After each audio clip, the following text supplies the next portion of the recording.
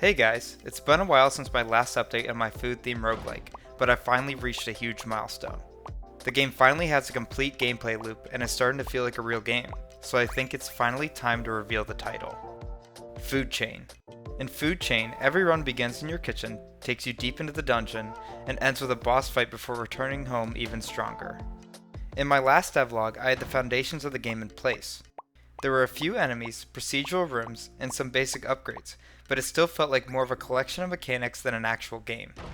Over the past few weeks, I've been focused on connecting all of those systems together into one complete experience.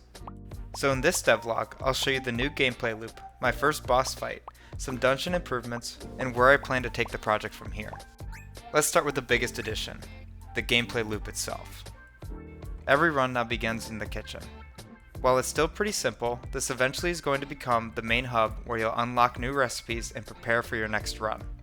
Once you're ready, you can head through the ominous door and descend into the dungeon. The dungeon itself works similar to how it did in the last devlog, but I've polished some of the experience. Right now rooms are color-coded on the map, making it much easier to navigate and spot important room locations like upgrade rooms and boss rooms. As you explore, you'll fight through enemy-filled rooms, collect ingredients, and stop by cooking rooms to use the recipes for temporary upgrades that help you survive the rest of the run. While it's pretty simple, I've added basic lighting to the upgrade room and sound effects throughout the game to make it feel a little more alive. I've also expanded the recipe pool, giving players a lot more upgrade variety during each run. Right now there are 5 recipes to discover during a run. Grilled meat for extra damage, herb salad for movement speed, vegetable soup for additional health, dumplings to fire more shots, and kebabs to increase your range. I've added a small quality of life feature that I'm surprisingly happy with. Once you've cleared a room, any remaining ingredients on the ground are automatically pulled toward the player, so you don't have to spend the time running around picking everything up. To make the dungeon feel a little more dynamic, I built a prop manager that randomly places objects throughout each floor whenever it's generated. Right now, only barrels are implemented, but the system is in place for tables, crates, decorations, and plenty of other props in the future. Eventually, every run leads to the boss room. For my first boss, I went with the giant sushi roll. It fits the food theme while still feeling like something you'd actually have to survive. The fight currently has 2 different attacks. The first is a charging attack that forces you to quickly reposition. And the second sprays salmon projectiles across the room, making it harder to find safe places to stand. It's still pretty early, and I definitely want to add more attack phases and polish, but it's been really satisfying finally having a proper goal at the end of each run. Before, the dungeon just ended. Now every run builds towards something.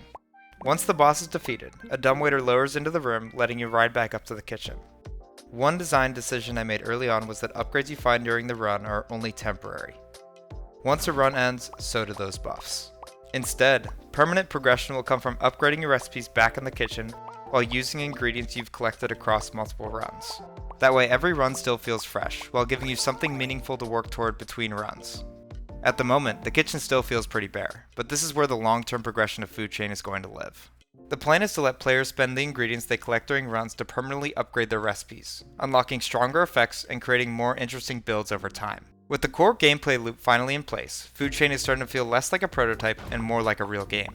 I can focus on expanding the game instead of just connecting systems together. Next up, I'll be fleshing out the kitchen, adding permanent recipe upgrades, and filling the dungeon with more enemies, bosses, and recipes. Thanks for watching, and I'll see you in the next devlog.